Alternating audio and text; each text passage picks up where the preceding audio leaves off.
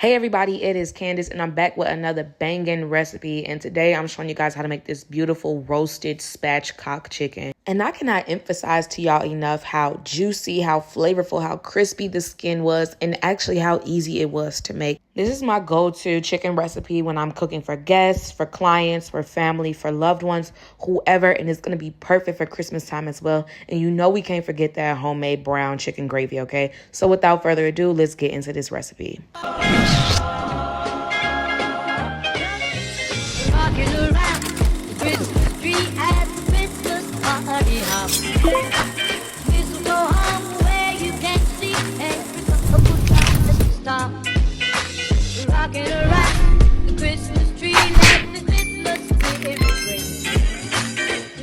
Before we get started, remember that the ingredients are in the description down below. They're precise, they are thought out, they are well written, they are articulated. So yes, make sure you check the description down below for all of the ingredients to make your grocery list.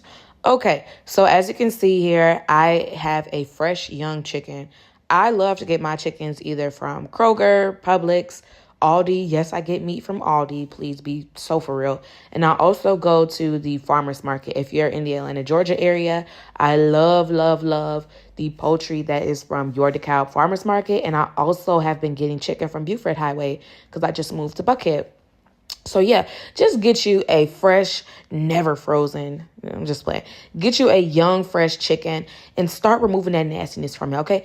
I clean my chicken. You don't have to, but look at all that yellow scaling. Look at all these giblets on the inside. I don't know if y'all saw that little yellow piece of skin, of foreskin that was on my finger. And look at all them feathers. So we can only imagine what they do in that butcher shop to these chickens, okay? You already are violating them chickens by plucking their feathers and deheading them and everything and decapitating them. So we know that you're probably digging in your nose, dropping it on the floor, or doing all types of crazy stuff. So I like to clean my chicken. I don't care what y'all do, but this is what I do. Stopping all that salmonella hoo-ha, but I need it to be nice and clean because this is a godly household. Okay, so after I cleanse my chicken with that cold water and a little bit of lemon, I'm going to still go in and remove some of that yellow scaling. It is safe to eat, but I just take it off for presentation purposes. I'm going to begin to spatchcock, okay? So spatchcocking is fairly simple. I'm using a very sharp knife and flipping the chicken on its back and making 2 long incisions along the backbone of the chicken, okay, as you can see. I need a little bit more help, so I went in with some kitchen shears. Try not to break your fingers and carefully cut along the incisions that you made, okay? I'm going around the backbone. That is how you do a spatchcock. A spatchcock is just making that chicken nice and flat.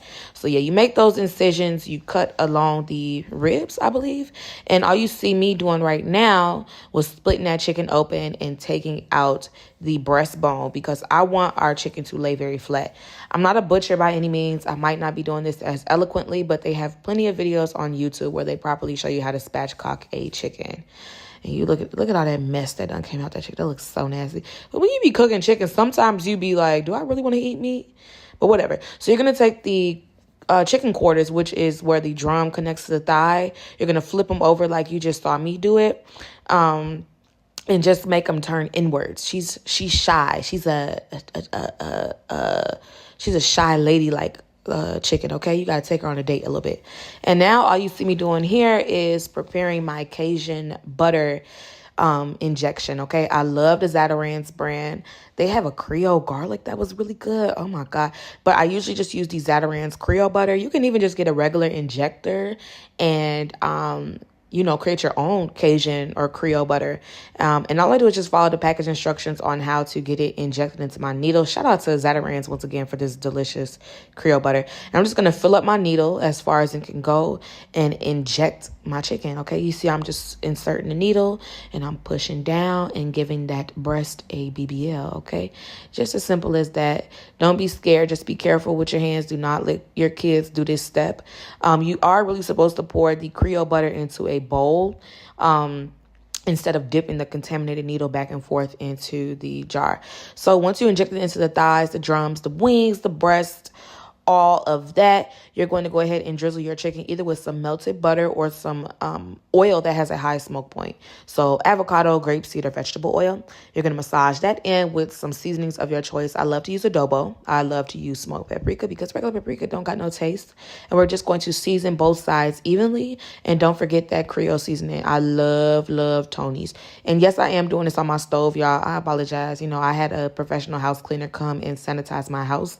I was kind of in a rush while I was filming this, but regardless, you're going to go in every nook and cranny and massage that chicken down, rub it down like you knew her all your life before we go in with our aromatics. So I have some peeled and chopped carrots.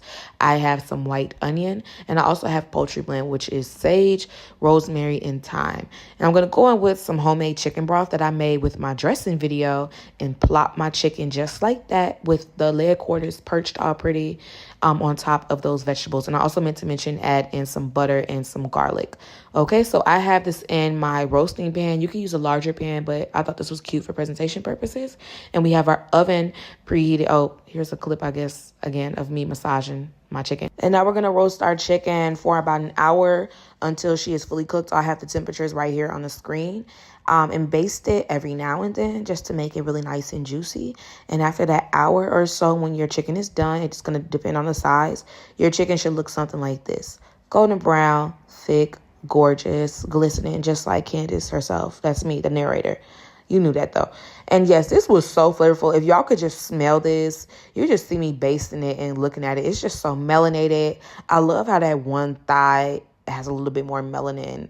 Almost like it's jerk, almost like it's barbecue. Oh, it was so good. This almost reminds me of Boston Market. But yeah, roast chicken is really that simple.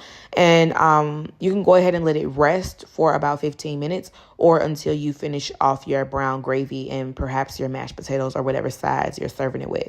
So what I like to do is use a baster, like a turkey baster, and I will extract that broth from the bottom of the roasting pan.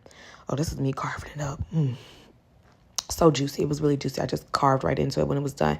But what I like to do is take the drippings from the bottom of the pan from that juicy chicken, as you can see, and I mix that with a little bit of flour, and I put that in a, like a little saucepan and bring that up to a boil or a simmer.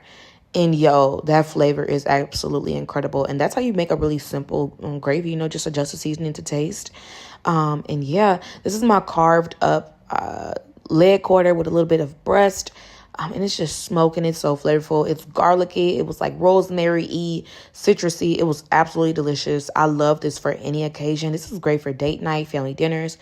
Christmas is coming up.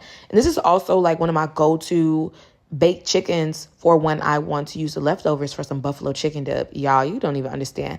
So as you can see, I'm pouring over that delicious gravy over the top of my chicken, because what is chicken without gravy? It could be juicy, but that gravy is going to set it off every time, okay? And I was just so ready to dig in, y'all. This was absolutely incredible. You cannot mess this up at all. And I really hope that you guys try out this recipe. I never gatekeep. I'm never going to give you guys a recipe that I would not eat myself or feed my clients. So if you like this recipe along with my others on my channel, make sure you let me know down below what you would like to see me make next. And don't forget to like, comment, and subscribe for more fire content and videos like this. Oh, by the way, Vlogmas starts tomorrow, so hit the subscribe button for me. Love you. Thanks for watching.